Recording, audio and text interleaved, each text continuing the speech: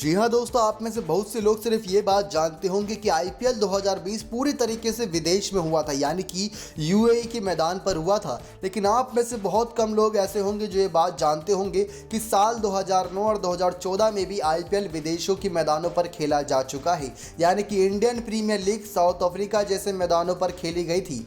जी हाँ दोस्तों, आखिर इसके पीछे का कारण क्या था? क्योंकि अगर देखा जाए तो कोरोना वायरस पिछले साल यानी कि साल 2020-2019 से ही काफ़ी तेज़ी से फैलना शुरू हुआ, लेकिन उससे पहले साल 2009-2014 में तो ऐसी कोई आपदा नहीं थी। तो आखिर किन कारणों की वजह से आईपीएल वहां कराना पॉसिबल हो सका? तो आप सभी को बता दें दोस्तों, इसकी पीछे की वजह था लोकसभा चुनाव। दरअसल दोस्तों 2009 और 2014 में लोकसभा चुनाव होने थे भारत देश में, जिसकी वजह से सुरक्षा कारणों की वजह से आईपीएल विदेशों में कराया जाना पूरी तरीके से संभव माना गया था।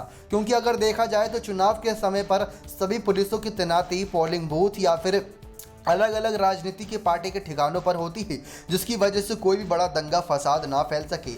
और यही कमी हो गई थी, क्योंकि इसी वजह से सुरक्षा कारण बहुत कम थे, बहुत कम रिसोर्सेज बचे थे आईपीएल और बीसीसीआई वालों के पास, जिसकी वजह से विदेशों में आईपीएल कराने के लिए काफ़ी सारे ऑफर्स भी मिले थे। जी हाँ दोस्तों, इंडियन प्रीमियर लीग की शुरुआत साल 2008 में हुई थी। लीग का पहला सीजन इतना कामयाब रहा कि इसे क्रिकेट का सबसे पॉपुलर टूर्नामेंट की लिस्ट में जगह मिल गई। लेकिन अगले ही साल आयोजकों के सामने आईपीएल के आयोजन को लेकर बड़ी मुश्किलें खड़ी हो गई थी, क्योंकि साल 2009 के आयोजन के 4 महीने पहले मुंबई में आतंकी हमले की होने की वजह से टूर्नामेंट पर खतरा मंडराने लगा।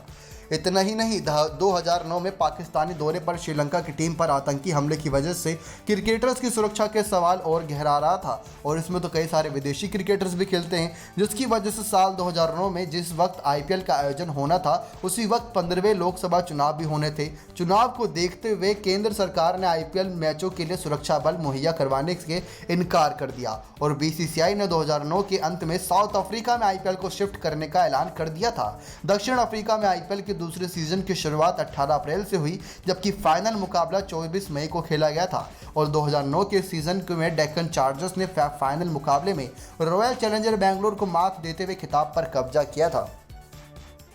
अब ऐसे में दोस्तों वहां पर साउथ अफ्रीका को भी काफ़ी ज़्यादा फ़ायदा हुआ था, क्योंकि आईपीएल की वजह से उनको $100 मिलियन से प्लस का फ़ायदा हुआ था। और दूसरी तरफ साल 2014 में भी दोस्तों लोकसभा चुनाव की वजह से ही कुछ मैचेस यूएई के मैदानों पर शिफ्ट किए गए थे। जी हाँ दोस्तों, 16 अप्रैल की शुरुआत हुई थी यहाँ पर साल 2014 में सीज़न की, और 20 मैचों को संयुक्त अरब अमीरात के 3 मैदानों पर दुबई, आबू धाबी और शारजहां में शिफ्ट किया गया था। 2 मई को आईपीएल 7 की इंडिया में वापसी हुई, और इस देश के रांची के जेएससी मैदान पर चेन्नई और कोलकाता नाइट राइडर के बीच मैच खेला गया था।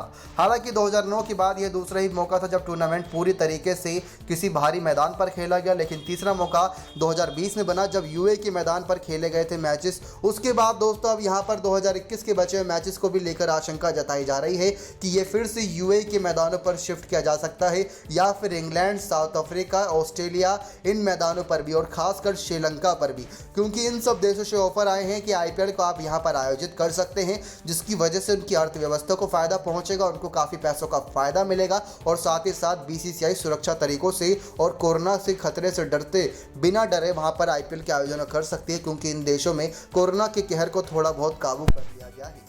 नेक्स्ट 9 स्पोर्ट्स से दीपक की रिपोर्ट।